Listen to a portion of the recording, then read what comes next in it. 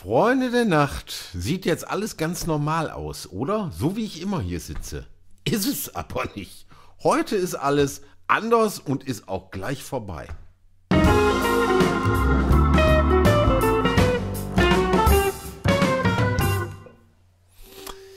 Ja, warum? Ihr habt es gerade schon im Hintergrund piepsen gehört.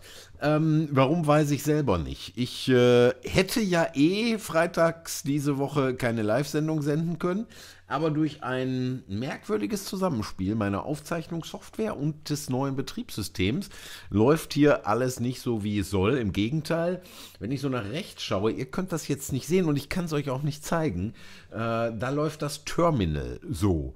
Ist ein bisschen wie die Eingabeaufforderung, glaube ich. Unter Windows ist das Terminal unter Mac, also das, was der normale User nicht so gern zu sehen bekommt. Und da rauschen Zahlen vorbei, als würde ich mich gerade in der Matrix befinden.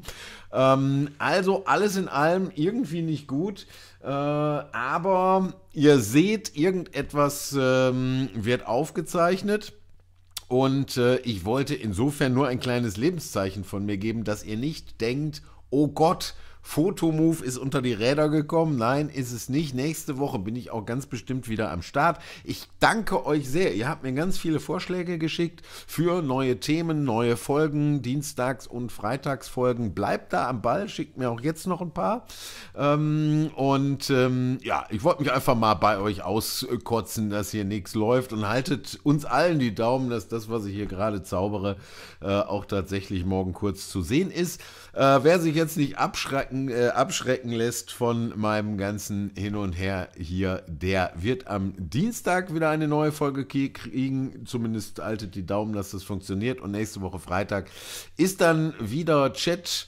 Ihr müsst mal ohne mich ins Bett. Schaut doch einfach ein paar alte Folgen. Hinterlasst überall, wo ihr es noch nicht getan habt, einen dicken Daumen nach oben. Und wer es auch noch nicht getan hat, abonniert diesen Kanal und ja, so oder so ein wunderbares Wochenende und bis ganz bald. Tschüss.